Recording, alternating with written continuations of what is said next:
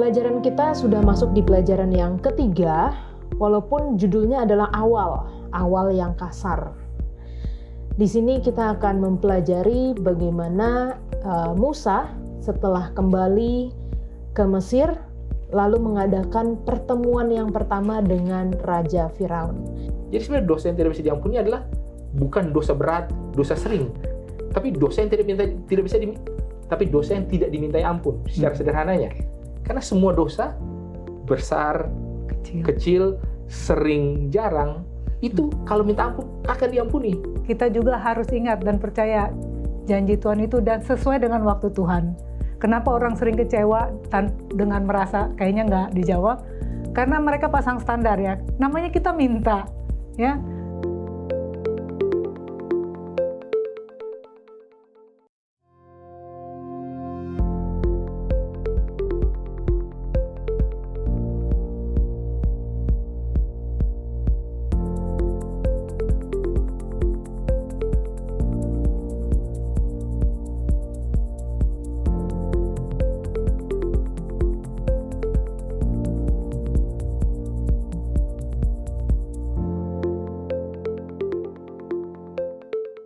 Selamat datang di Diskusi Sekolah Sahabat, diskusi pembelajaran Alkitab yang mendalam untuk menguatkan iman kepercayaan kita kepada Tuhan. Senang sekali bisa terus menemani pemirsa sekalian di dalam pembelajaran Sekolah Sahabat kita. Yang triwulan ketiga tahun 2025 ini kita sudah membahas satu seri yang baru, yaitu Kitab Keluaran. Dan terima kasih juga untuk teman-teman sahabat yang telah datang untuk berdiskusi bersama. Tentunya kami senang juga untuk dapat membacakan komentar dari teman-teman yang telah mengirimkan atau menuliskan di kolom komentar YouTube channel Diskusi Sekolah Sahabat. Untuk yang pertama, boleh minta kesediaan dari Pendeta Wilson. Baik, yang pertama dari Manalu, Washington. Shalom, semoga semua tim sehat-sehat selalu dan diskusi sekolah sahabat semakin membawa makna yang luar biasa buat semua orang. Salam dari Jemaat Cirebon, Tuhan Yesus memberkati. Yang kedua dari GMZ, salam Hope Channel, terima kasih penjelasan sekolah sahabat, amin, God bless you. Yang ketiga dari Cecilia Juliana, amin, jangan pernah takut karena Tuhan selalu punya cara untuk melepaskan kita. Terima kasih Pak Pendeta, sangat menguatkan. Amin. Bang Glenn silakan. Pertama-tama datang dari Marlon Luban Turuan. Selamat bertemu kembali, Hope Channel Indonesia kita cintai. Berikutnya dari Elis Baranting. Amin. Terima kasih atas perbincangan sekolah sahabat. Semoga Tuhan memberkati pelayanan kalian. Terima kasih kembali. Dan berikutnya dari Ribu Batang. Terima kasih atas pemaparannya. Kiranya dengan pemaparan ini kita lebih mengerti kehendak Tuhan agar kita lebih tekun menurutinya. Tuhan selalu memberkati kita semuanya. Amin. Kanova? Yang pertama datang dari Leonwin Mark Giop. Diskusi pelajaran sekolah sahabat yang sangat bermanfaat. Salam dari GMAHK Sentrum Akelamo, Maluku Utara. Yang kedua datang dari Anastasia Sinaga. Saya suka nonton diskusi sekolah sahabat dari channel ini. Menarik, menambah wawasan, jelas dan makin mudah dimengerti pelajaran sekolah sahabatnya. Yang ketiga datang dari Stephen Winokan. Puji Tuhan, sangat terberkati dengan penjelasan pelajaran sekolah sahabat. God bless all. Amin. Puji Tuhan. Terima kasih teman-teman yang telah menuliskan kesaksian bagaimana program ini dapat membantu teman-teman di dalam pembelajaran baik secara pribadi, keluarga, dan juga di dalam jemaat. Dan tentunya di awal-awal pelajaran kita, karena stoknya masih ada ya, kami menawarkan buku sekolah sahabat seperti yang ada di tangan saya saat ini. Jikalau saudara-saudara, teman-teman ada yang rindu untuk belajar bersama dengan kami, namun sulit akses kepada buku sekolah sahabat ini, silahkan jangan ragu, langsung hubungi nomor call center Hope Channel Indonesia dan katakan saya ingin mendapatkan buku sekolah sahabat, supaya kami dapat meminta alamat saudara dan mengirimkan ke tempat Anda masing-masing secara cuma-cuma untuk wilayah Indonesia. Karena saat ini masih di dalam wilayah Indonesia saja kami dapat melayani pengiriman buku. Baik,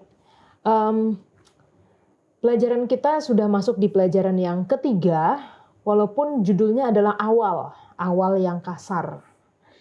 Di sini kita akan mempelajari bagaimana Musa setelah kembali ke Mesir lalu mengadakan pertemuan yang pertama dengan Raja Firaun. Kita akan mempelajari bagaimana pertemuan ini dan apa respon dari Firaun dan apa yang kita bisa dapatkan untuk kita di zaman sekarang. Pernahkah engkau merasa terjebak, tertindas oleh beban hidup, seolah berada dalam perbudakan yang tak berujung? Kitab Keluaran adalah kisah tentang Allah yang bertindak, Tuhan yang tidak diam melihat penderitaan, Allah yang dekat dengan umatnya yang tertindas. Dengan tangannya yang kuat dan penuh belas kasihan, Ia membebaskan mereka. Ia membuka jalan di tengah laut dan memulai perjalanan menuju tanah yang dijanjikan. Lebih dari sekedar kisah pelarian, ini adalah kisah perubahan. Sebab Allah tidak hanya membawa mereka keluar dari Mesir, Dia juga ingin membawa Mesir keluar dari hati mereka. Dari perbudakan menuju kebebasan, dari kelahiran Musa hingga perjanjian di Sinai, dari kekacauan menuju penyertaan di padang gurun, dari kemurtadan bangsa hingga kemuliaan Tuhan yang menampakkan diri. Apa arti semua ini bagi kita sekarang?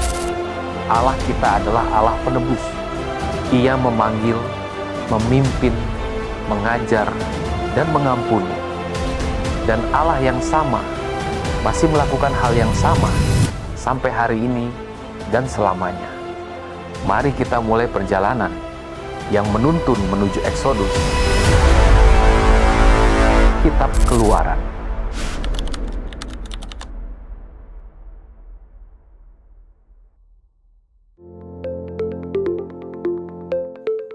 Pelajaran ketiga dengan judul Awal yang Kasar. Ayat hafalannya terdapat di dalam Keluaran 5 ayat 1 dan 2. Kemudian Musa dan Harun pergi menghadap Firaun, lalu berkata kepadanya, "Beginilah firman Tuhan Allah Israel. Biarkanlah umatku pergi untuk mengadakan perayaan bagiku di padang gurun." Tetapi Firaun berkata, "Siapakah Tuhan itu yang harus kudengarkan firman-Nya untuk membiarkan orang Israel pergi? Tidak kenal aku Tuhan itu, dan tidak juga aku akan membiarkan orang Israel pergi." Kita akan memulai dengan doa dibawakan oleh Kanova. Kita berdoa. Bapa di surga, Bapa yang penuh kasih dan kemurahan, kami datang kepadamu pada saat ini. Kami mau belajar sekolah sahabat Tuhan. Tolong kami untuk dapat mengerti, menerima, dan mengaplikasikannya dalam kehidupan kami. Biarlah pelajaran ini boleh membawa kami lebih mengertikan kasih dan rencana Tuhan di dalam penyelamatan manusia. Berkati seluruh pemirsa yang menyaksikan, biarlah kami semua mendapatkan berkat dari surga. Terpujilah nama-Mu, dalam nama Yesus kami berdoa dan mengucap syukur. Amin. Amin. Terima kasih. Cerita ini dibuka dengan pertemuan Musa dan Harun ke Firaun. Kalau kita ingat beberapa pelajaran pekan lalu di triwulan yang lalu mengenai Esther, bagaimana orang tuh tidak bisa sembarang gitu ya ketemu dengan raja. Dan pastinya ada satu perasaan yang berat juga ya bagi Musa, walaupun dia waktu dulu pernah berada di dalam kerajaan, lingkungan kerajaan Mesir, tapi untuk kembali dan untuk menjadi pembebas istilahnya, satu panggilan yang Tuhan berikan. Sebagai introduction dulu lah ya, pernah nggak sih kita ketemu dengan orang penting kah, baik itu di pemerintahan atau mungkin artis, influencer di zaman sekarang, dan apa yang kita rasakan ketika berbicara dengan orang tersebut? Dari Pendeta Wilson dulu coba. Kalau saya duluan nanti udah nggak ada yang ngalahin lagi. Oh, oke.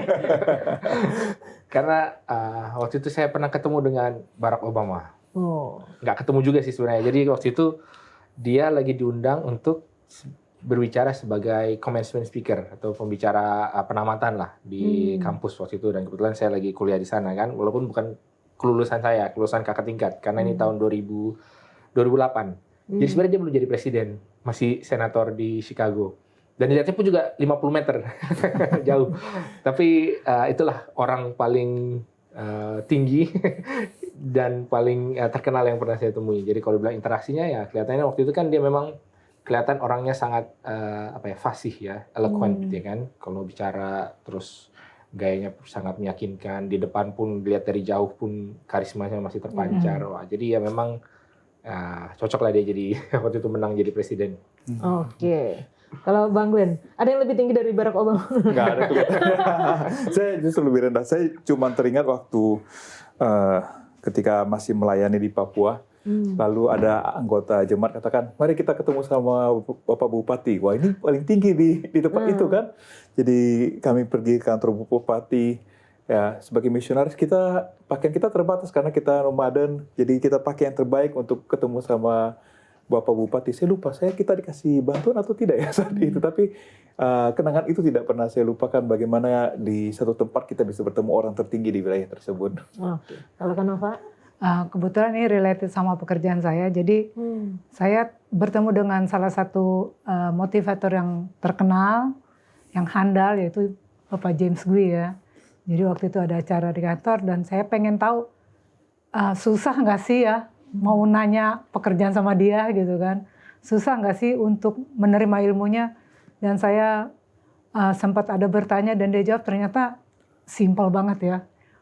Dia punya ilmu applicable, kemudian ya istilahnya orang yang paling bodoh pun akan mengerti how to run this business gitu ya. Jadi saya pikir, dan sekarang dia udah cukup tua sebenarnya, tapi sangat energik, sangat wawasannya luas, terus dia punya penampilannya juga up to date. Jadi ya he's a good speaker. Thank you untuk kesempatannya. Oke, jadi itu adalah pengalaman kita ya ketika bertemu mungkin dengan orang yang terkenal atau orang yang punya jabatan, dan di sini Musa dan Harun bertemu dengan istilahnya orang nomor 1 di negeri itu, yaitu Firaun sendiri. Kita baca ayat pertama dari Keluaran 5 yang tadi kita sudah bacakan di ayat hafalan. Musa dan Harun pergi menghadap Firaun, lalu berkata kepadanya, beginilah firman Tuhan Allah Israel, biarkanlah umatku pergi untuk mengadakan perayaan bagiku di padang gurun.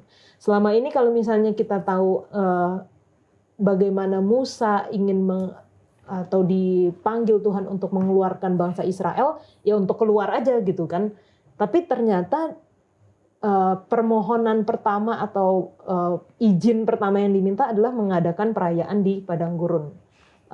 Ini adakah latar belakang atau kenapa dibuat seperti ini, Kanova? Dalam perayaan untuk orang Israel, yang saya tahu mereka akan biasa mempersembahkan korban.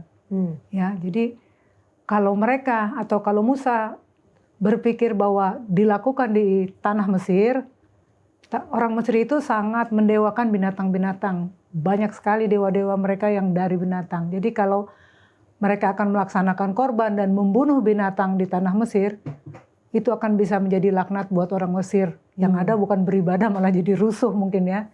Jadi mungkin itu salah satu latar belakang kenapa harus keluar, supaya orang Israel bebas untuk merayakan atau melakukan upacara kepada Allah Israel tanpa ada intervensi dan terganggu dengan adat-adat orang-orang Mesir yang sangat mendewakan hewan-hewan yang mungkin dipakai dalam upacara korban itu. Jadi ini bisa seperti appetizer. Ya. Mereka kan mau dimerdekakan nih.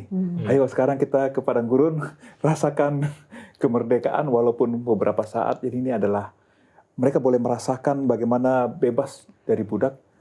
Kemudian kalau beribadah pasti kan kita pikir tempat yang nyaman dong, ya kan? Sekarang aja semua gereja-gereja dikasih AC supaya nyaman. Padang gurun bukanlah tempat yang nyaman untuk berbakti, dan banyak hal yang akan keterbatasan di padang gurun. Jadi sebenarnya Tuhan sedang mengajak mereka untuk belajar bergantung sepenuhnya kepada Tuhan. Mereka sementara di padang gurun.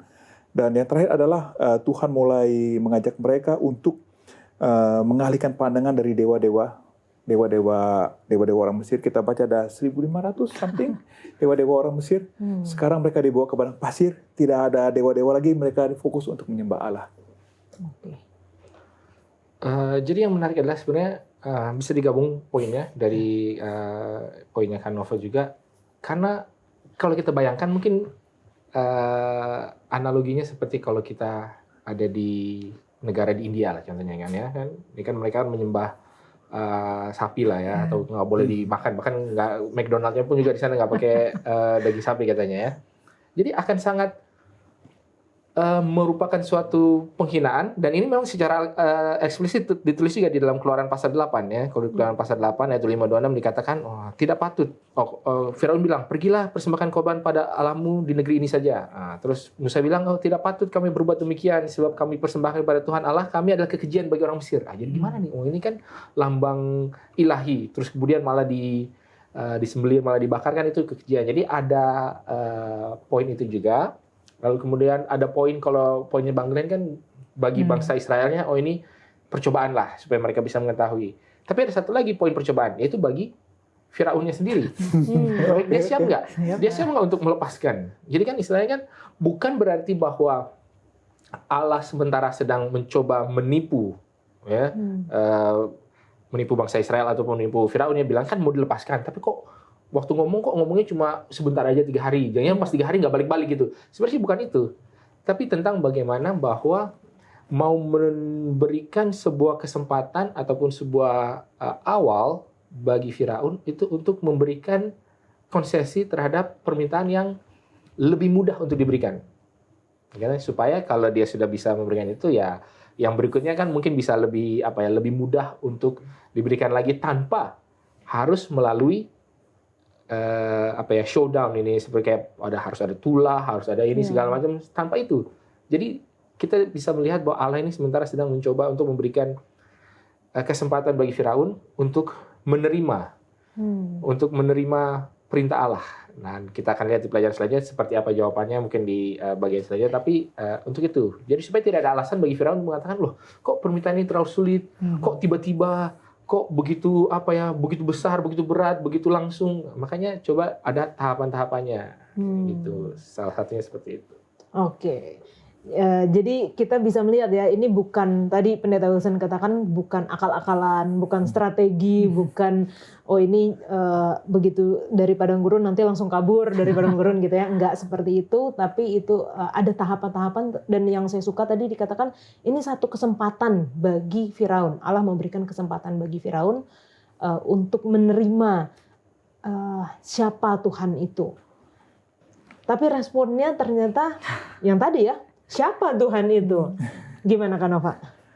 Iya, jadi responnya ya jelas sekali menolak mentah-mentah lah ya. Siapa Tuhan itu, arogansinya keluar. Kenapa? Ya kita tahu backgroundnya, Firaun itu merasa dia dewa, ya kan? Dia adalah bagian dewa, terus dia bilang, siapa yang lebih tinggi dari saya? Mungkin itu ya. Sampai dia tanya, siapa Tuhan itu? Bukan ingin tahu, tapi mengejek gitu kan. Siapa Tuhan itu? Kenapa saya harus dengar dia? Ya, bukankah saya yang paling berkuasa lah di sini? Jadi itu adalah respon yang pertama yang dikeluarkan oleh Firaun. Dan kalau kita tahu cerita selanjutnya, ya down juga sih Musa dan Harun, apalagi orang Israel. Jadi itulah respon pertamanya. Ya, jadi mirip sama seperti seorang, saya kasih contoh ya, seorang insinyur lagi bangunan, lalu datangnya mahasiswa engineering, kasih nasihat sama dia. Jadi Firaun rasa, saya ini kan dewa. Dia kan perwujudan pada dewa-dewa Mesir. Lalu ketika Musa bilang ada dewa, siapa? Saya tidak kenal dan saya tidak mau peduli. Jadi Firaun pada posisi, dia merasa posisinya di atas, dan dia tidak mau mengenal Tuhannya orang-orang Israel yang memberikan permintaan melalui Musa untuk membebaskan bangsa ini dari tanah Mesir. Oke. Kita ada nggak kita melihat sikap yang sama di zaman sekarang gitu, Bang? Ya, sekarang ini banyak kemiripan, banyak hal-hal yang echo daripada apa yang Firaun katakan. Sekarang ini kan orang merasa segala sesuatu saya lakukan. Saya bisa karena saya lakukan ini dulu. Saya berhasil karena saya ini. Jadi egonya naik sama seperti Firaun. Jadi ketika ada Tuhan yang katakan, siapa? Saya bisa kok lakukan sendiri. Saya sukses ini karena usaha saya sendiri. Lupa bahwa semua kehidupan kita adalah berkat dari Tuhan. Itulah sebabnya nanti di pelajaran kita, mungkin di pelajaran pelajaran berikutnya lebih dijelaskan untuk merendahkan hati Firaun yang sangat tinggi ini. Pendeta? Mungkin kalau dari sini sih sebenarnya menarik kita melihat jawaban daripada Firaun adalah karena ketika dia menanyakan siapakah Allah ini? Sebenarnya itu adalah pertanyaan yang sama yang Musa juga tanyakan ya di pelajaran sebelumnya kan. Kita membahas kan, siapa ini? Siapa aku? Siapa kamu? Lalu kemudian apa tujuannya? Bisakah tujuan ini terjadi? Kan sebenarnya pertanyaan-pertanyaan yang sama. Jadi dari sisi pertanyaannya mungkin seolah-olah tidak salah ya. Emang siapa ini ya kok? Tapi di situ ada sebuah dan bahkan mungkin secara dalam beberapa hal sama juga itu pertanyaan tentang otoritas, mengenai kewenangan gitu kan. Siapa nih yang berhak memberikan sebuah perintah, memberikan sebuah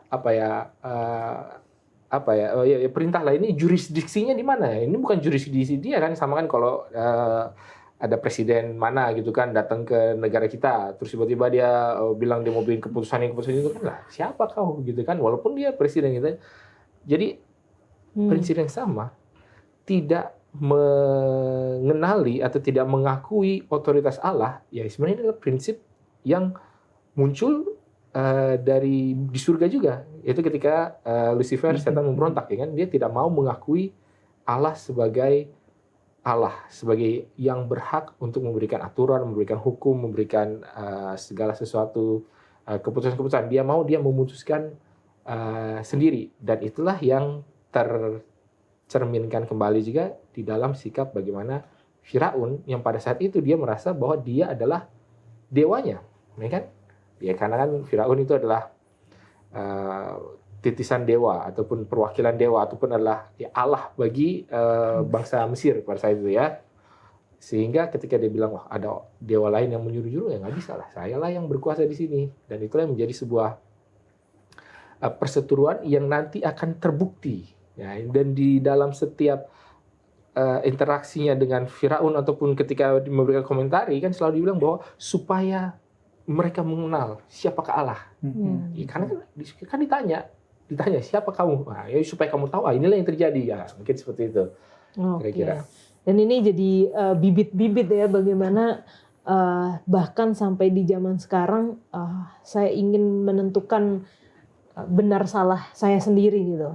Saya ingin menjadi Allah bagi diri saya sendiri. Dan ini yang sering Pendeta Wilson juga katakan, untuk mengetahui buah pohon pengetahuan itu bukan hanya untuk mengetahui yang mana yang baik dan yang jahat, tapi untuk menentukan bagi diri sendiri mana yang baik dan jahat menurut versi saya, jadi bukan menurut versi Tuhan. Dan tadi sudah sempat dikatakan juga bahwa karena pertemuan ini jadi ciut lah Musa dan Harun gitu ya. Karena apa? Karena kita bisa lihat kekejaman Firaun ini memberikan tekanan yang lebih besar, jauh lebih besar kepada bangsa Israel. Yang tadinya disuruh diberikan jerami, sekarang nggak dikasih bahan bakunya, tapi jumlah produksinya harus tetap sama. Dan bahkan ditekan bukan hanya bangsa Israel, mandor-mandornya, dan semakin diberikan ini ya tekanan yang besar gitu kepada bangsa Israel. Mengapa lalu itu membuat bangsa Israel akhirnya tersulut lah, jadi marah gitu balik ke Musa sama Harun gitu, karena kalian sih menghadap ke Firaun sekarang jadinya ini gitu, padahal sebelum mereka menghadap ke Firaun mereka ngomong dulu kan ke bangsa Israel, Tuhan akan membebaskan engkau gitu. Tapi yang didapat malah yang berat gitu, semakin berat kehidupan mereka. Kenapa mereka semakin tersulut gitu ya, dan marahin Musa dan Harun, bukannya atau gantinya percaya kepada janji Tuhan? Kalau kita lihat kondisinya saat itu kan bangsa Israel itu bangsa yang dalam keadaan yang sangat paling rendah ya, titik nadir nol yang terendah. Kenapa? Bangsa yang desperate, udah ratusan tahun ya, udah tahunan dijajah, kemudian tertindas, hopeless ya. Kita lihat ya sikap manusia itu dalam keadaan seperti itu, kayaknya yang paling manjur adalah janji gitu ya. Makanya nggak heran kalau kita biasalah kalau orang-orang politik membuat janji kepada orang-orang yang bawah yang tertindas, ada harapan. Dan itu juga mungkin yang saya bisa bayangkan itulah yang dialami orang Israel saat itu. Ketika Musa pertama datang, Allah akan melepaskan kita. Aduh, euforia sekali ya. Oke. Mereka sepertinya akhirnya ada juga kelepasan buat kami. Tapi ya itulah ya, kadang-kadang hidup ini kan gak sesuai pesanan ya. Kayak di Tokopedia, ya, kriterianya ada. Bahkan saya berapa kali juga pesan aja bisa salah gitu ya. Mungkin ini ada satu pelajaran yang nanti kita akan belajar bagaimana sebenarnya ada maksud Tuhan dengan penundaan-penundaan. Nah, satu-satunya yang mereka inginkan saat itu adalah ya merdeka. Terus ada orang datang kasih harapan, ternyata setelah negosiasi sama Firaun, bukannya dibebasin malah semakin ditekan. Apa yang dilakukan? Ya marah lah. Biasa ya, ini orang Israel ini udah hilang, gantinya mereka percaya. Sorry, mungkin saya harus bilang, bagaimana mungkin mereka percaya lagi sama Allah? Udah hidup bertahun-tahun di negeri kafir, dewanya juga mereka ikut sembah, mereka hanya tahu tuannya si binatang ini, binatang itu. Jadi pengetahuan mereka tentang Allah itu sudah sangat hampir tidak ada. Jadi waktu Musa negosiasi dan hasilnya tidak sesuai, mereka makin marah.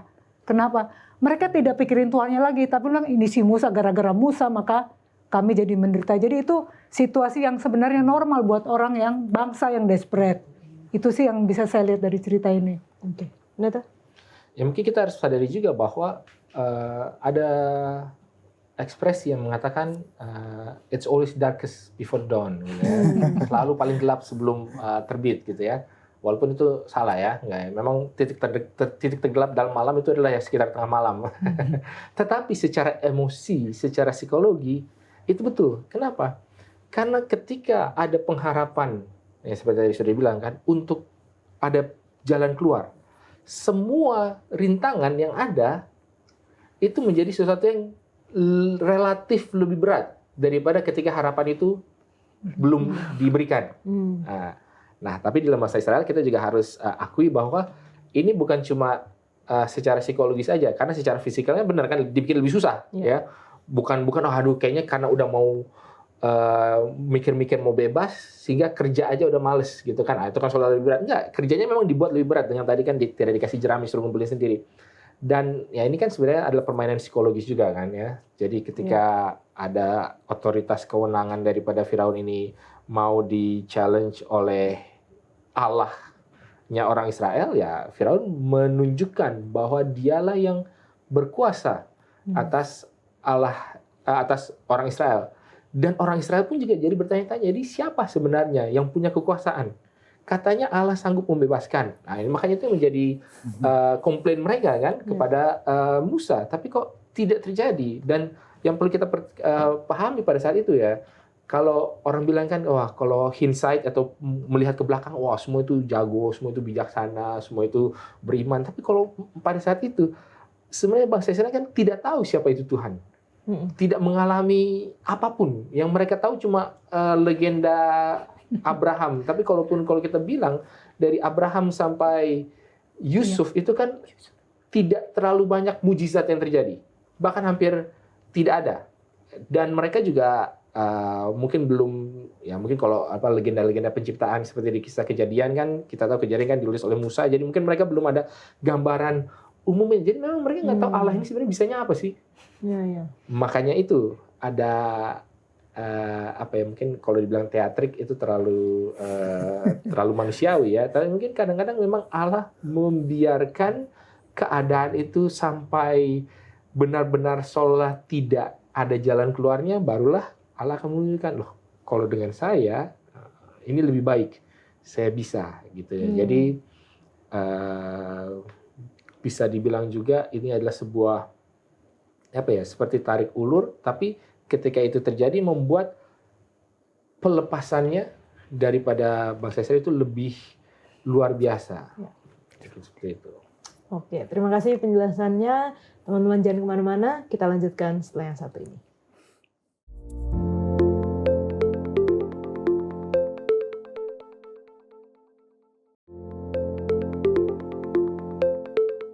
Berkaca dari pengalaman bangsa Israel, bagaimana seharusnya sikap kita? Atau ya pasti manusiawi lah ya, ketika kalau kita berada di dalam tekanan, terus kita minta pertolongan, baik itu pertolongan kepada Tuhan di dalam doa, atau kita minta pertolongan kepada orang lain, tapi hasilnya malah kita semakin tertekan, semakin ditindas gitu, semakin merasakan penderitaan. Gimana harusnya sikap kita sebagai orang Kristen, Bang Glenn? Yang pertama adalah mari kita ingat janji-janji Tuhan. Dan kita tahu karakter Tuhan itu.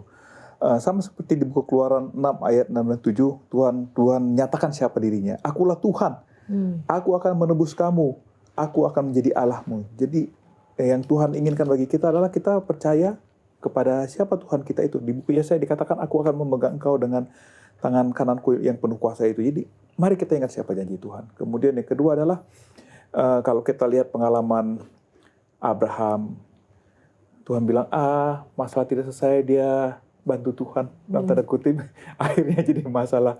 Dan saya percaya seringkali kita dalam kehidupan kita juga, kita tergoda untuk membantu Tuhan. Kita pikirin cara supaya Tuhan bisa menyatakan dirinya. Mari kita percaya tentang cara dan waktu Tuhan. Iya, karena Tuhan yang luar biasa. Dan yang paling penting adalah, sama seperti yang tadi pertanyaan tadi, jadi iman mereka itu tergantung dengan kondisi kan. Ketika mereka menderita, mereka percaya sama Tuhan, lalu bukan kondisinya makin susah, nggak bisa nih percaya nih. Jadi iman kita janganlah berdasarkan kondisi, tetapi iman kita adalah benar-benar kita percaya siapa Tuhan itu dan keberadaan Tuhan bagi kita. Oke. Ya, sebagai orang Kristen, pengikut Kristus ya, kita sebenarnya paling bisa belajar dari Yesus. Ya, saya setuju tadi bahwa sebagai orang Kristen, ya kita harus percaya apakah itu kelihatannya terjawab atau tidak, kita harus tetap percaya karena Tuhan adalah sumber segalanya. Dan ini mungkin yang sering kita bikin kecewa, kita juga harus ingat dan percaya janji Tuhan itu dan sesuai dengan waktu Tuhan. Kenapa orang sering kecewa dengan merasa kayaknya nggak dijawab? Karena mereka pasang standar ya, namanya kita minta ya. Kalau minta ya tergantung siapa yang berilah. Jadi bukan kita yang ngatur lagi. Jadi Tuhan itu selalu punya waktunya dan itu yang sering kita lupa sehingga kayaknya Tuhan gak jawab nih. Kayaknya dia gak peduli. Kita gak tahu bahwa Tuhan itu sangat teratur. Dia tahu kapan itu bisa diberikan, apa gunanya diberikan, apakah akan diberikan itu baik atau tidak. Nah, itulah kita sebagai orang Kristen. Tidak pun adalah jawaban. Tidak pun adalah jawaban. Saya semakin mengerti setelah saya punya anak. Kadang-kadang anak minta sesuatu yang ajaib gitu ya. Kata dia sih keren permintaannya, kata saya ini kayak bikin bahaya diri sendiri. Dan saya harus katakan tidak. Apakah itu bukan jawaban? Yes, itu jawaban. Tidak. Kenapa? Karena itu sangat berbahaya buat kamu. Kalau melihat konteks ini ya, hanya dalam konteks bahasa saya, belum ke konteks umumnya, kita juga jangan anakronistik. Dalam arti begini, bangsa Israel seperti tadi poin yang saya katakan adalah mereka belum tahu apa-apa. Dan mungkin bisa dikatakan mereka pun tidak berharap untuk dibebaskan. Ya, tapi tiba-tiba datanglah Musa, bilang, aku akan membebaskan. Kayak udah cukup-cukup, udah petantang-petenteng pergi ke Firaun. Oke, seolah-olah mereka berharap kata-kata berikutnya, oke, tanggal berapa kita jalan, gitu kan. Tapi ternyata malah dikasih lebih susah, seolah-olah malah makin gak jelas. Jadi sangat wajar untuk memahami bahwa mereka ini berbuat seperti itu. Nah, jadi kalau dibilang apa yang harus dilakukan, ya kalau bagi saya sih apa yang dilakukan oleh bangsa Israel itu adalah sesuatu yang wajar dan kalau mau agak lebih nyeleneh perlu. Kenapa? Ya kalau ada yang berjanji harus dituntut. Dan itu yang dituntut oleh bangsa Israel kan. Kenapa kamu bilang begini kok nggak jadi? Jadi saya ingat kalau anak saya itu, makanya saya dengan istri itu harus berhati-hati berencana di depan anak-anak karena kuping mereka itu kuping sakti gitu kan. Kita baru oke, nanti anak-anak gimana ya, kan udah mau libur nih ya, oke nantilah hari ini kita bawa mereka ke sini kan, masih minggu depan gitu kan. Tapi mereka udah dengar, bisa sepanjang 1-2 hari sama hari itu katanya bilang katanya. Nah, jadi itu sesuatu yang sangat wajar dan sama seperti kita berlaku kepada anak-anak ataupun melihat itulah wajarnya ya. Bangsa Israel pada saat ini ya seperti anak-anak rohani. Dan inilah memang menjadi suatu pengalaman di mana mereka melihat bagaimana Tuhan itu bekerja. Seperti tadi Kanoka bilang kan perlu ada waktu, tidak instan, ada proses, ada perkembangan, ada baik itu perkembangan terhadap faktor-faktor di luar yaitu yang harus diselesaikan Firaunnya, maupun yang internal, bahwa mereka pun juga harus mengetahui bahwa bukan mereka yang mengatur Allah, tapi Allah yang mengatur mereka di dalam waktu dan rencananya. Dan itu yang perlu mereka ketahui. Dan bagi bangsa Israel itu adalah pelajaran pertama mereka yang sementara mereka sedang lalui. Jadi kita juga jangan terlalu keras ya, jangan terlalu menjudge bangsa Israel pada saat itu.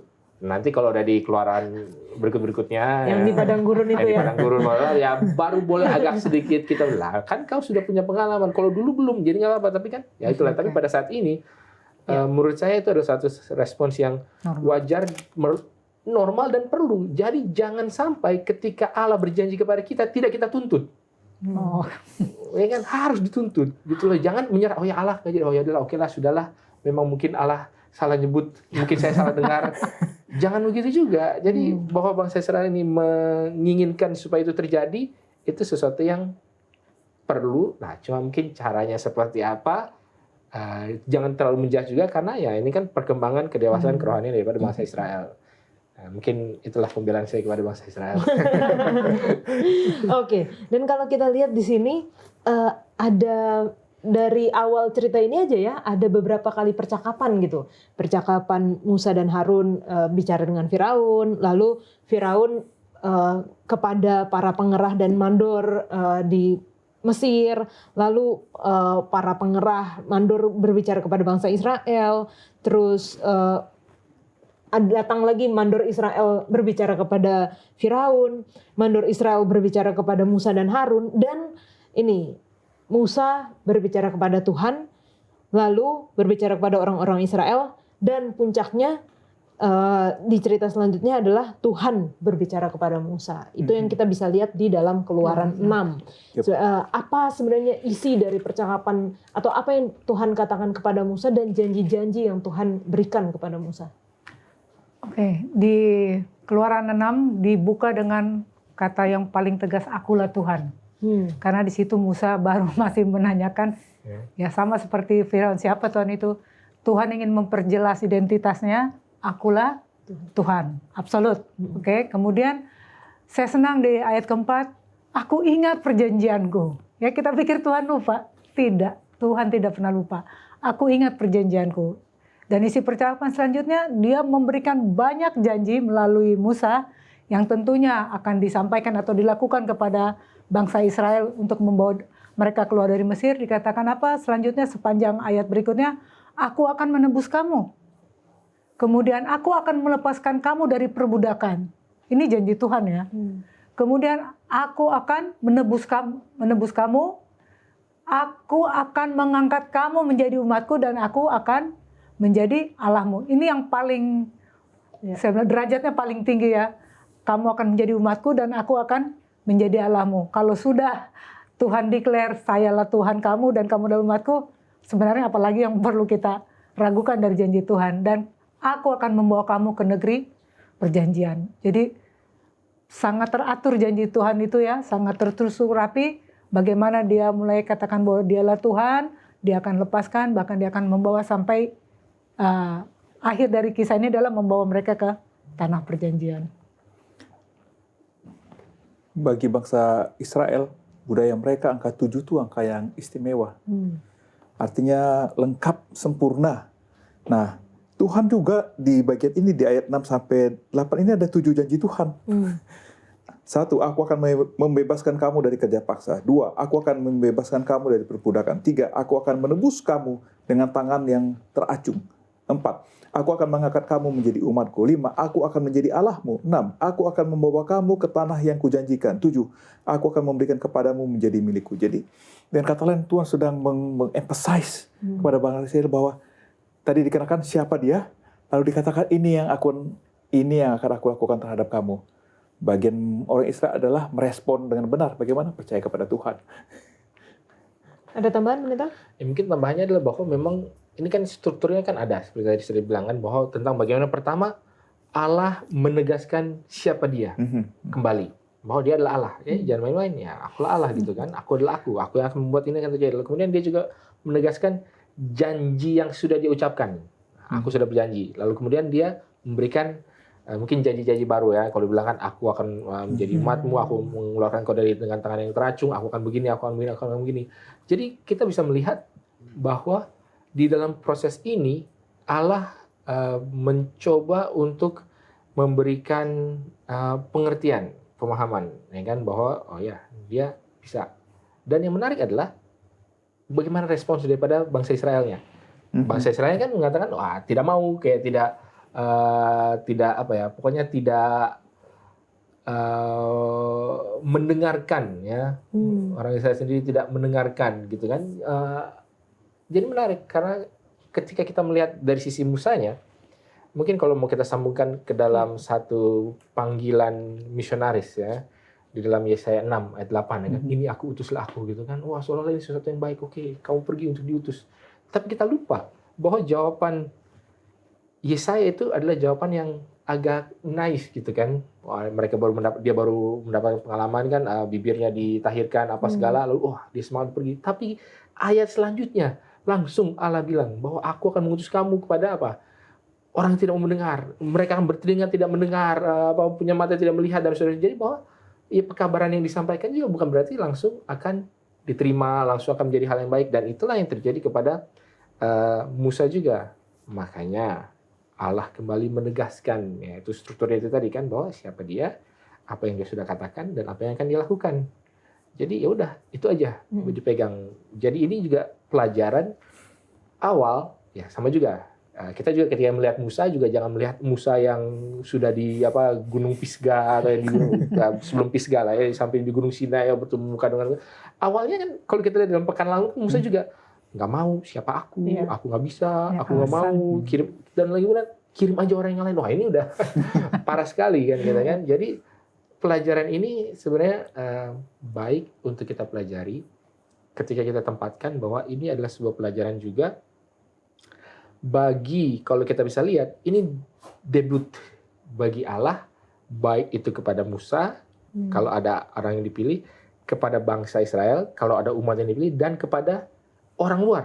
Karena disinilah pertama kalinya ya, ketika Allah mengadakan sebuah perbedaan antara umatnya dengan orang lain, dan apa yang akan dilakukan bagi umatnya dan apa yang akan dilakukan bagi orang lain ya, umat lain ya, dalam hal ini Israel dan Mesir. Jadi benar-benar kali pertama. Sebelum-sebelumnya kan ya oke, ada Sodom dan Gomora, itu yang agak lokal lah ya, karena kan cuma kota. Lalu kemudian ada yang lebih luasnya lagi, Nabi Nuh gitu kan, air bah itu seluruhnya. Jadi belum ada sesuatu yang kayak di tengah-tengah. Nah pada saat ini baru ada proses itu. Nah makanya perlu sekali untuk kita lihat di dalam konteks ini, dan juga bahwa ini adalah pertama kali semua ini terjadi. Ya, mungkin gitu.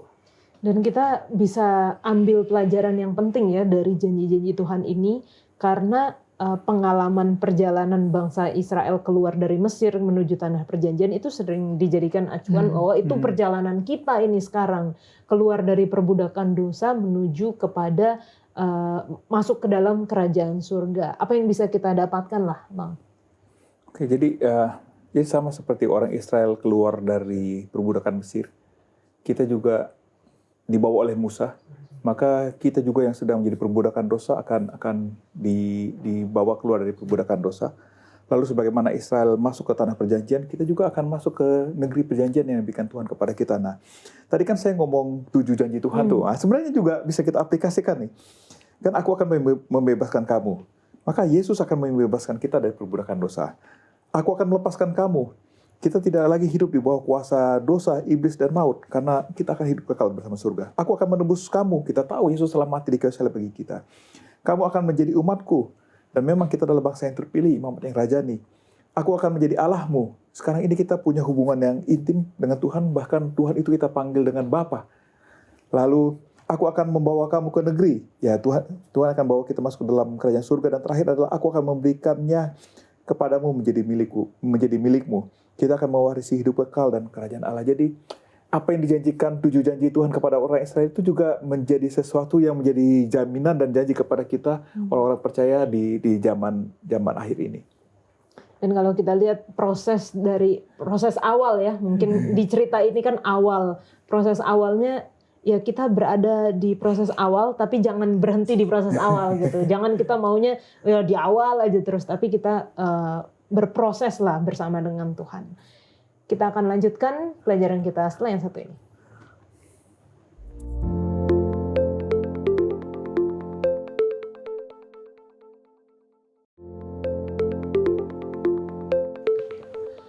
Kita lanjutkan pelajaran kita di ayat Keluaran 6 ayat 27 sampai 29. Pada waktu Tuhan berfirman kepada Musa di tanah Mesir, Tuhan berfirman kepadanya, "Akulah Tuhan, katakanlah kepada Firaun raja Mesir segala yang kufirmankan kepadamu."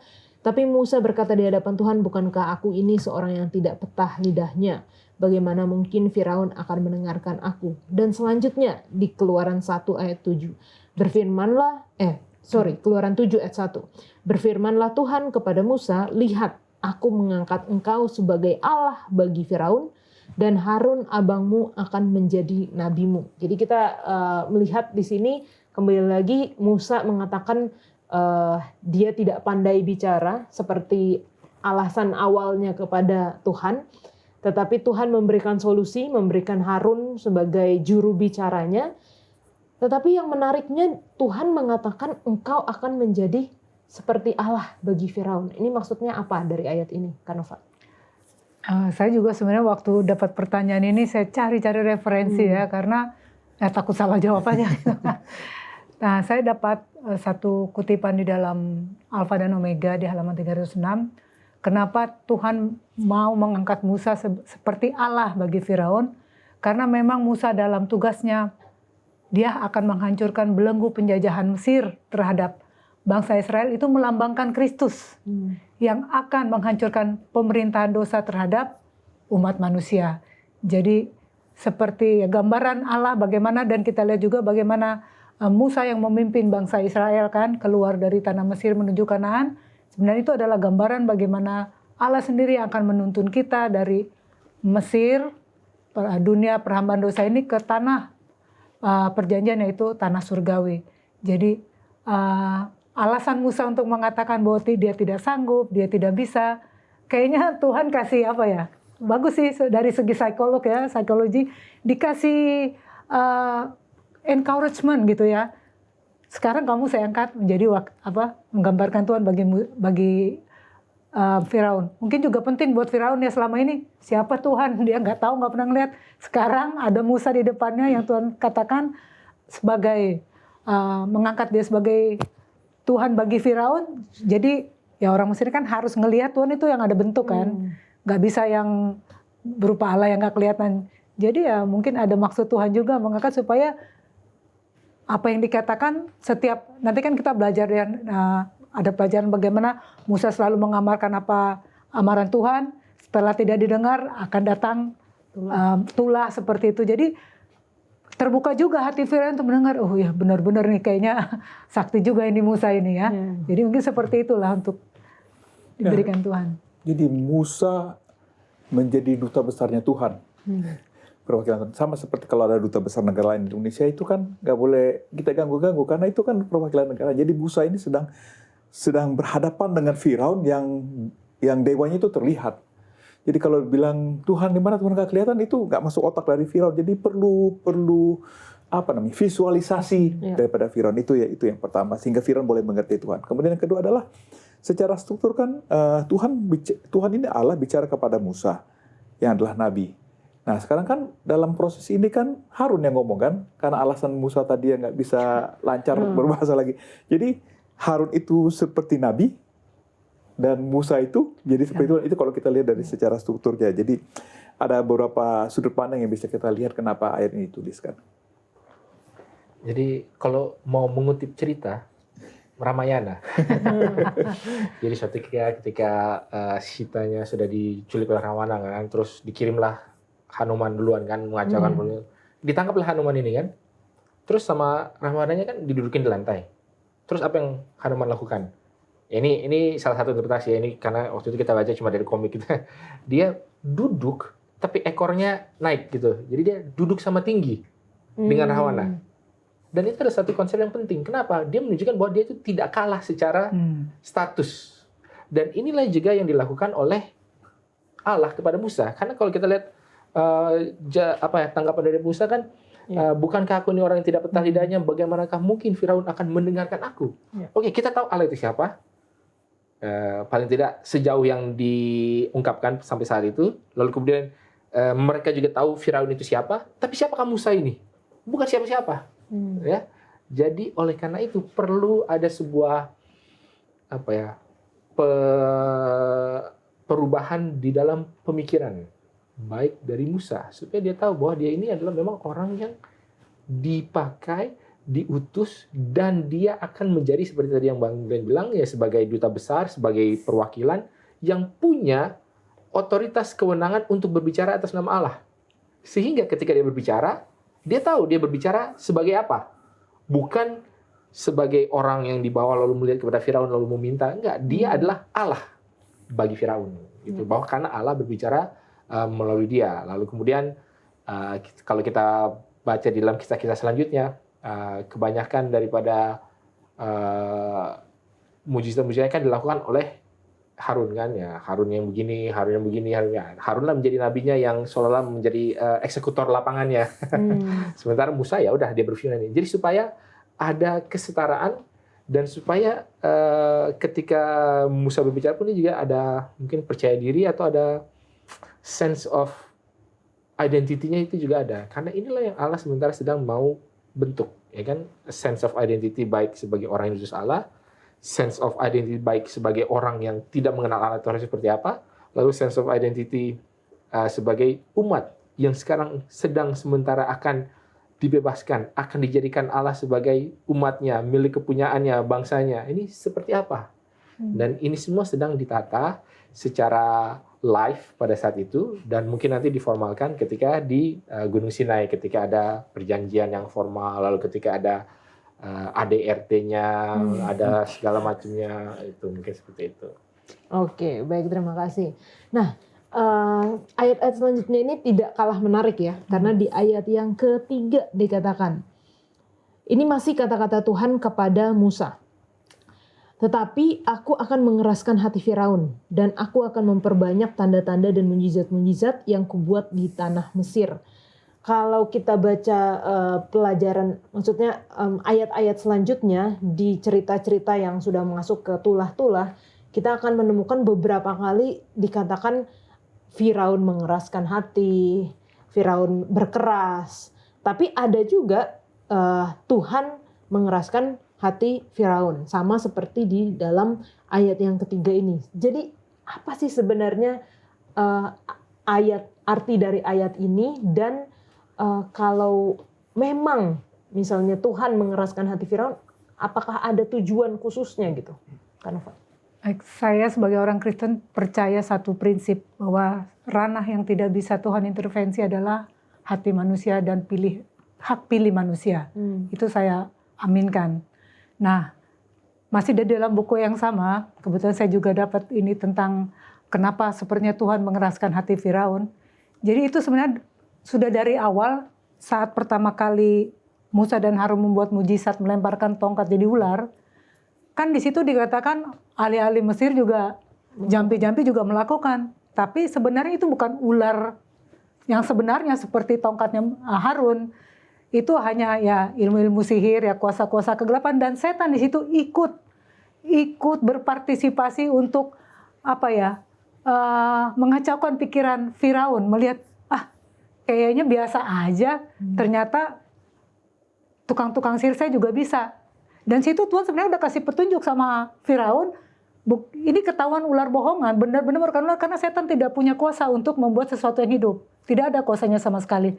Jadi itu nggak mungkin ular beneran, hanya di pandangan sihir mereka. Dan ketika tongkat yang menjadi ular daripada Harun itu memakan, sebenarnya harusnya si Firaun aware, kayaknya ada yang salah dengan ilmu sihir saya. Tapi itulah ya liciknya setan. Memang saat itu setan ikut bekerja sehingga sesuatu mujizat, suatu tanda yang seharusnya dimengerti oleh Firaun dianggap kayaknya nggak ada masalah, biasa-biasa aja kan.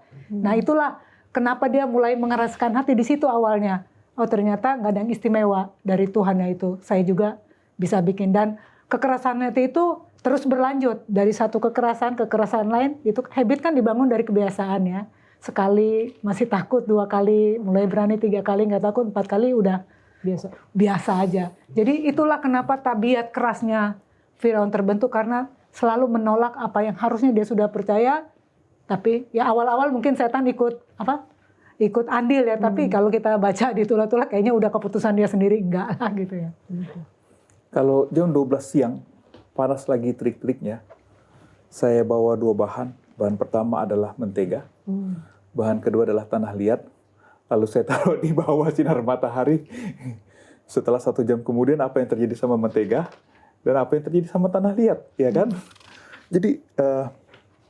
Jadi tergantung bahannya, karena kembali ke bahasa asli Alkitab itu sebenarnya bahasa yang kalimat yang digunakan mengeraskan itu adalah netral, sama seperti kalau tanah mau dikeraskan atau dikuatkan, dia mau roboh lalu dikuatkan, itu kata yang dipakai. Jadi sudah ada bahannya, tinggal diteruskan. Itu mungkinlah kata lebih tepat. Jadi apakah Tuhan mengeraskan hati Firaun? Karena Firaun sudah keras, akhirnya apapun yang dilihat menjadi semakin keras. Dan sama seperti ilustrasi yang pertama tadi, bahwa orang merespon berbeda kepada Tuhan dengan hal yang sama, tergantung bagaimana isi hatinya. Kalau kita melihat ini menarik ini, karena kalau dibilang siapa yang mengeraskan hati duluan? Firaun. Tapi di dalam ayat-ayatnya Allah mengatakan aku akan mengeraskan hati Firaun di dalam Keluaran 4, Keluaran 7, Keluaran 7 lagi. Lalu Firaun mengeraskan hati baru di Keluaran 8. Artinya bahwa Allah seolah-olah sudah merancang bahwa dia akan melakukan itu, makanya Firaun mengeraskan hati ya. Jadi kalau lihat dari kronologisnya seolah-olah seperti itu. Cuma yang menarik adalah mungkin ya kita perlu kupas juga apa tadi yang Bang Len bilang. Karena mengeraskan ini bukanlah sesuatu yang negatif ataupun positif. Ini netral. Ya udah, kalau dikeraskan ya kalau dia memang maju menjadi baik, dia akan keras menjadi baik. Kalau dia jahat, dia akan keras menjadi jahat. Makanya di dalam Wahyu dikatakan bahwa biarlah yang baik akan tetap baik, yang jahat akan tetap jahat. Itu bukanlah sesuatu yang Allah tentukan. Oke, tidak. Tapi lebih kepada ketika satu arah sudah dipilih, ya udah tinggal dikasih mesin roket aja lah. Silakanlah jalan kepada tujuan yang sesuai arah yang sudah kau tentukan. Nah, ada yang melenceng ke sana, ada yang melenceng ke mana. Tergantung arah yang mana. Dan kebetulan bagi Firaun adalah dia ketika dia melihat hal-hal ini, sebenarnya kalau dalam urutan soal mengeraskan ini ada juga yang netral. Hati Firaun tetap keras. Nah, jadi Allah mengeraskan hati Firaun, terus Firaun mengeraskan hati, atau hati Firaun tetap keras. Dan kalau kita lihat dalam urutannya, pertama Tuhan mengeraskan di Keluaran 4, Keluaran 7, lalu Keluaran 7:13 hati Firaun keras. Jadi tidak ada agensinya. Jadi seolah-olah masih netral. Lalu kemudian barulah pada berikutnya barulah Firaun mengeraskan hatinya di dalam Keluaran 8 ayat 15. Jadi memang kita melihat bahwa ada mungkin periode di mana memang Firaun ini ya hatinya keras, tapi kemudian dia masih bisa memilih mau ke arah yang mana. Dia mau tetap di dalam tujuannya, di dalam rutenya, di dalam arah yang dia sudah pilih atau tidak. Dan ketika arah yang dipilih itu semakin konsisten untuk pokoknya tidak mau, ya akhirnya ya dia mengeraskan hatinya sendiri. Dan ketika dia sudah mengeraskan hatinya sendiri, ya sebenarnya inilah kalau bisa kita bilang dosa melawan Roh Kudus ya. Ini kalau mau disambungin juga kan. Jadi apa itu dosa melawan Roh Kudus? Bukanlah dosa yang terlalu sering dilakukan, bukanlah dosa yang terlalu keji, bukanlah dosa menghina secara literal gitu yang mengatakan sumpah serapah kepada Allah, bukan, tapi tentang bagaimana dia tidak mau lagi mendengar suara Allah, makanya tidak meminta ampun, tidak ada koreksi terhadap jalur ataupun arah ataupun perilakunya, ya makanya dosanya tidak diampuni. Jadi sebenarnya dosa yang tidak bisa diampuni adalah bukan dosa berat, dosa sering, tapi dosa yang tapi dosa yang tidak dimintai ampun secara sederhananya. Karena semua dosa besar, kecil, sering, jarang, itu kalau minta ampun akan diampuni. Jadi dosa melawan Roh Kudus yang tidak bisa diampuni apa? Dosa yang tidak dimintai ampun. Itulah yang terjadi kepada Firaun pada saat ini. Ketika dosa bukan dosa lagi lah itu ya, udah nggak berasa dosa lagi. Makanya kita harus sangat berhati-hati ya, membangun kebiasaan, membangun hal-hal yang kecil, arah kemana kita mau lakukan hari ini. Dan itu juga mungkin nyambung ke ini jadi pengalaman pribadi juga ya. Kalau dulu waktu saya masih kecil di sebuah toko buku, ketika baca buku kan biasanya kan ada yang dibuka, ada yang disampul kan. Iya. Nah, ketika kita baca yang masih dibuka, terus wah volume berikutnya disampul, gimana? Beli atau buka? Kan buka nggak boleh kan? Akhirnya kita ke ujung lah, ke lorong-lorong, terus buka diam-diam. Pertama kali mesti takut. Deg-degan itu. Kedua kali mesti Nggak takut. ketahuan. Sampai volume yang kelima udah di depan satpamnya. Itu juga yang terjadi pada Firaun. Yes, ya. Oke. Karena keterbatasan waktu kita, mungkin kita bisa mengambil kesimpulan atau pelajaran apa yang kita bisa aplikasikan dalam kehidupan kekristenan kita saat ini. Kanova. Bentar. Jadi kesimpulannya ya. Ya kalau dari pelajaran ini, pelajaran 13. Pelajaran 3. Oh sorry, pelajaran 3. Dari pelajaran 3, kesimpulan yang bisa saya ambil adalah Tuhan selalu mendengar seruan umatnya. Kemudian Tuhan akan menjawab permohonan umatnya. Yang ketiga, Tuhan melihat penderitaan umatnya. Dan yang terakhir, Tuhan pasti akan melepaskan umatnya. Itu kesimpulan yang bisa saya dapatkan. Oke. Saya melihat bahwa Allah kita adalah Allah yang luar biasa dan dahsyat. Jadi pilihan yang paling baik adalah percaya kepadanya. Oke.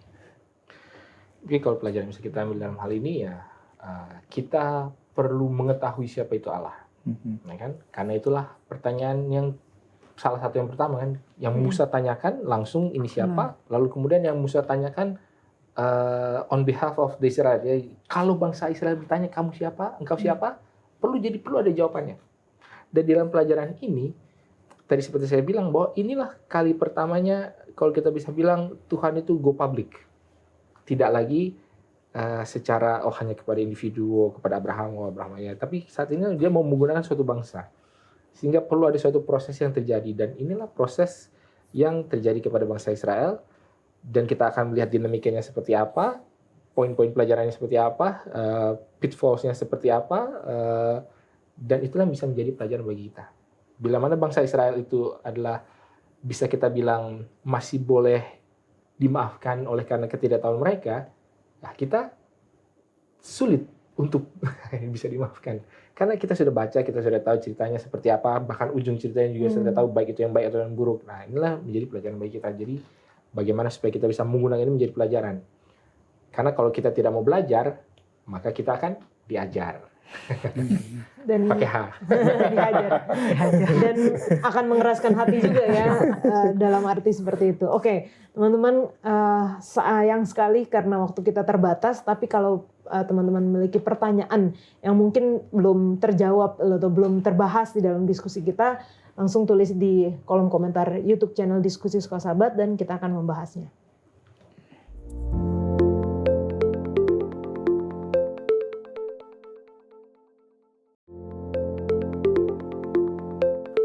Saat ini kita masuk dalam sesi tanya jawab bersama dengan Pendeta Alberto Tulesi. Terima kasih Pendeta. Terima kasih Kak Yola. Sudah mau bersedia menjawab pertanyaan dari teman-teman yang telah menuliskan di kolom komentar YouTube channel Diskusi Sekolah Sahabat. Untuk yang pertama datang dari Winston Ari. Dari mana kita tahu Musa 12 tahun dibesarkan sama ibunya, waktu umur 40 tahun kabur dari Mesir, 40 tahun jadi gembala, dan 40 tahun membawa bangsa Israel keluar dari Mesir ke tanah perjanjian. Baik, terima kasih Kak Yola. Terima kasih untuk pertanyaan daripada saudara Winston Ari. Jadi mau tahu nih dari mana nih semua nih? Ya pasti dari Alkitab lah ya. Mari kita buka dalam Keluaran 2 ayat 7 sampai 10. Untuk yang 12 tahun itu pertanyaan. Ya. Keluaran 2 ayat 7 sampai 10. Lalu bertanyalah kakak anak itu kepada putri Firaun, akan kupanggilkah bagi tuan putri seorang inang penyusu dari perempuan Ibrani untuk menyusukan bayi itu bagi tuan putri? Lalu sahut putri Firaun kepadanya, baiklah. Lalu pergilah gadis itu memanggil ibu bayi itu. Maka berkatalah putri Firaun kepada ibu itu, Bawalah bayi ini dan susukanlah dia bagiku, maka aku akan memberi upah kepadamu. Kemudian perempuan itu mengambil bayi itu dan menyusuinya. Dan ketika anak itu telah besar, dibawanyalah kepada putri Firaun yang mengangkatnya menjadi anaknya dan menamainya Musa, sebab katanya karena aku telah menariknya dari air. Baik, terima kasih. Jadi putri Firaun ketika menemukan Musa di pinggir sungai itu, lalu dia mencari orang inang pengasuh. Dan akhirnya Miriam kakaknya Musa menawarkan mamanya sendiri, ibunya Musa sendiri, untuk menjadi inang pengasuh daripada Musa ini. Dan dikatakan di sini bahwa bawalah bayi ini dan susukanlah dia bagiku, maka aku akan beri upah kepadamu. Lalu akhirnya di ayat berikutnya ini dikatakan ketika anak itu telah besar, dibawanyalah kepada putri Firaun. Jadi saudara-saudaraku yang kasih dalam Tuhan, ini usia 12 ini dari mana ini? Satu contoh ya, misalnya kalau dalam pelajaran sekolah sahabat kita itu dari buku Alfa dan Omega atau Sejarah Para Nabi halaman 286. Ia melihara anak itu selama yang dapat diusahakannya, tapi harus melepaskannya pada waktu ia sudah mencapai usia 12 tahun. Usia 12 tahun, saudara-saudaraku yang kasih dalam Tuhan, saya juga coba lihat dari Wikipedia tentang bangsa Mesir kuno 12 tahun. Ternyata saudara-saudaraku, saya baca ya kutipan dari Wikipedia ini. Pakaian dibuat dengan linen sederhana yang diberi warna putih. Baik wanita maupun pria di kelas yang lebih elit menggunakan wig, perhiasan dan kosmetik. Anak-anak tidak mengenakan pakaian hingga mereka dianggap dewasa pada usia sekitar 12 tahun. Dan pada usia ini anak laki-laki disunat dan dicukur. Itulah akil balik. Jadi usia 12 tahun ini memang jelas sekali. Karena ketika nanti sampai 12 tahun anak itu harus dikembalikan lagi kepada putri Firaun. Itulah dia. Lalu yang berikut 40 tahun ya. Nah, ini 40 tahun. Saya mau ambil langsung saja dulu umurnya Musa ya. Sampai berapa sih usianya Musa? Ulangan 34 ayat 7. Boleh Kak Yola baca? Ulangan 34 ayat 7. Oke. Musa berumur 120 tahun ketika ia mati, matanya belum kabur dan kekuatannya belum hilang. Oke. Jadi Musa itu umurnya 120 tahun. Nah, dalam 120 tahun ada periode-periode kehidupan Musa. Nah, contoh ya, pada saat Musa dan Harun meminta bangsa Israel keluar dari Mesir, itu usianya berapa? Saya baca ya. Keluaran 7 ayat 7. Adapun Musa 80 tahun umurnya dan Harun 83 tahun ketika mereka berbicara kepada Fir'aun. Lihat itu. Jadi waktu Musa mau menghadap Fir'aun itu, dia umurnya 80 tahun. Meninggal 120 tahun. Nah, waktu memimpin bangsa Israel keluar dari tanah Mesir itu 40 tahun lamanya. Ya, di dalam Ulangan 29 ayat 5, 40 tahun lamanya aku memimpin kamu berjalan melalui padang gurun. Pakaianmu tidak menjadi rusak di tubuhmu dan kasutmu tidak menjadi rusak di kakimu. Jadi 40 tahun lah selama. Jadi 80 tahun dia meminta pada Fir'aun untuk bangsa Israel keluar dari tanah Mesir. Lalu 40 tahun dia berada di memimpin bangsa Mesir, bangsa Israel di padang belantara sampai akhirnya nanti mau tiba di tanah Kanaan, Tuhan izinkan Musa untuk meninggal. Jadi dia meninggal usia 120 tahun. Jadi 80 tambah 40 persis 120 tahun. Lalu saudara-saudaraku yang kasih dalam Tuhan, 40 tahun dia ada di Mesir, dia ada di istana Fir'aun itu dari mana? Mari kita buka Ibrani 11 ayat 24. Oke, Ibrani 11 ayat yang ke-24. Dikatakan, karena iman maka Musa setelah dewasa menolak disebut anak putri Firaun. Saya mau baca lagi Keluaran 2 ayat 11. Pada waktu itu ketika Musa telah dewasa, ia keluar mendapatkan saudara-saudaranya untuk melihat kerja paksa mereka. Lalu dilihatnya seorang Mesir memukul seorang Ibrani, seorang dari saudara-saudaranya itu. Nah, jadi ini adalah usia dewasa mereka. Ketika Musa, jadi kalau dalam Ibrani, waktu Musa dewasa, Musa menolak disebut putri Firaun. Tadi waktu dia akil balik, dia dirawat oleh putri Firaun. Tapi setelah dia dewasa, dia besar, dia dewasa, Musa menolak untuk disebut sebagai putri Firaun. Musa dalam Keluaran pasal 2 dinyatakan bahwa Musa keluar melihat saudara-saudaranya sepertinya dalam penawanan seperti itu, dalam kesusahan seperti itu, Musa mau menolong. Tapi apa yang terjadi? Akhirnya Musa bunuh orang Mesir itu dan akhirnya ketahuanlah, lalu akhirnya Musa lari. Di dalam sejarah buku yang sama ya, Sejarah Para Nabi, dikatakan Musa tinggal di dalam istana sampai ia berusia 40 tahun. Jadi memang ya ketika dia di Mesir 40 tahun lamanya. Lalu akhirnya 40 tahun waktu dia mau dipanggil untuk apa namanya membuat bangsa Israel keluar dari tanah Mesir 80 tahun. Berarti 40 tahun dia ada di padang belantara dalam kesunyiannya, dalam kesendiriannya untuk merenung karena Tuhan ingin mengubah tabiatnya, karakternya yang Tuhan mau pakai dia sebetulnya, tapi dia main langsung bunuh orang dan akhirnya karakter kesabarannya dibentuk oleh Tuhan selama 40 tahun. Lalu 40 tahun dia memimpin bangsa Israel dan dia wafat 120 tahun. Terima kasih Kak Yola. Terima kasih Pak Pendeta untuk penjelasannya. Memang kita bisa melihat informasi-informasi ini dari Alkitab ya, tapi mungkin tidak langsung di satu pasal, tapi kita harus melihat dari beberapa kitab bahkan.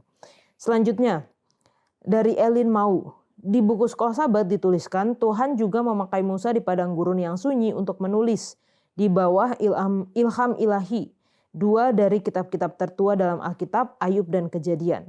Berarti Musa sudah sering dengar suara Tuhan atau diberikan penglihatan atau melihat mujizat Tuhan dong. Mengapa Tuhan harus memanggil dengan sebuah pertunjukan semak yang terbakar?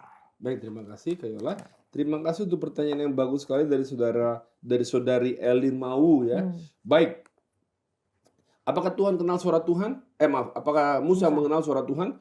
Coba kita baca Keluaran 3 ayat 1 sampai 4. Kak Yola tolong baca. Adapun Musa, ia biasa menggembalakan kambing domba Yitro mertuanya, imam di Midian. Sekali ketika ia menggiring kambing domba itu ke seberang padang gurun, sampailah ia ke gunung Allah, yakni gunung Horeb. Lalu malaikat Tuhan menampakkan diri kepadanya di dalam nyala api yang keluar dari semak duri. Lalu ia melihat dan tampaklah semak duri itu menyala tetapi tidak dimakan api. Musa berkata, baiklah aku menyimpang ke sana untuk memeriksa penglihatan yang hebat itu.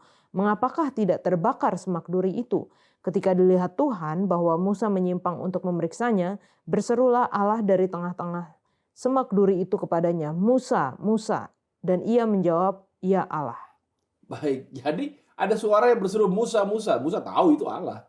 Karena memang Musa, sebagaimana dikatakan dalam pelajaran sekolah sahabat kita, selama 40 tahun di padang belantara dalam kesunyiannya, Tuhan memberikan penglihatan-penglihatan untuk boleh menulis kitab Kejadian dan juga kitab Ayub. Ya. Nah, jadi Musa mengenal Allah dengan baik.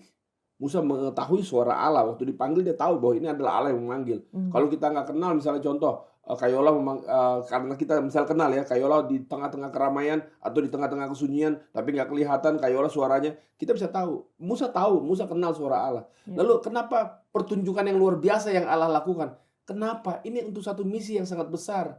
Mari kita buka di dalam Keluaran 3 ayat 11 ketika Tuhan meminta untuk Musa memimpin bangsa Israel untuk memimpin bangsa Israel keluar dari penawanan di Mesir. 3 ayat 11, tetapi Musa berkata kepada Allah, siapakah aku ini? Maka aku yang akan menghadap Firaun dan membawa orang Israel keluar dari Mesir. Lalu Keluaran 4 ayat 1 saya baca ya. Lalu sahut Musa, bagaimana jika mereka tidak percaya kepadaku dan tidak mendengarkan perkataanku, melainkan berkata, Tuhan tidak menampakkan diri kepadamu. Jadi, saudara-saudaraku yang kasih dalam Tuhan, ini adalah perkara yang sangat besar. Jadi akhirnya manifestasi-manifestasi ilahi dipertontonkan kepada Musa, bahwa ini misi yang sangat besar sekali, dan penyertaan Tuhan akan menjadi bahagian dia. Beda dengan waktu dia menulis atau melihat penglihatan-penglihatan itu. Tapi ini untuk satu tugas misi yang sangat besar untuk memimpin bangsa Israel keluar dari perhambaan di tanah Mesir untuk menuju ke tanah perjanjian. Terima kasih Kak Yola. Terima kasih penjelasannya Pak Pendeta, luar biasa. Kita sudah membahas dari kitab Keluaran. Teman-teman kalau masih memiliki pertanyaan silahkan tinggalkan di kolom komentar YouTube channel Diskusi Sekolah Sahabat dan kita akan membahasnya.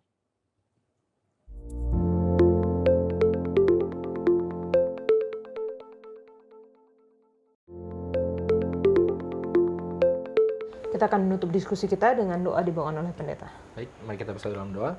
Ya Tuhan, Allah Bapa kami dalam kerajaan surga, kami bersyukur ya Tuhan atas kesempatan di mana kami boleh membahas pelajaran sekolah sahabat mengenai bagaimana ketika Musa diutus oleh Allah, ada awal yang sedikit sulit.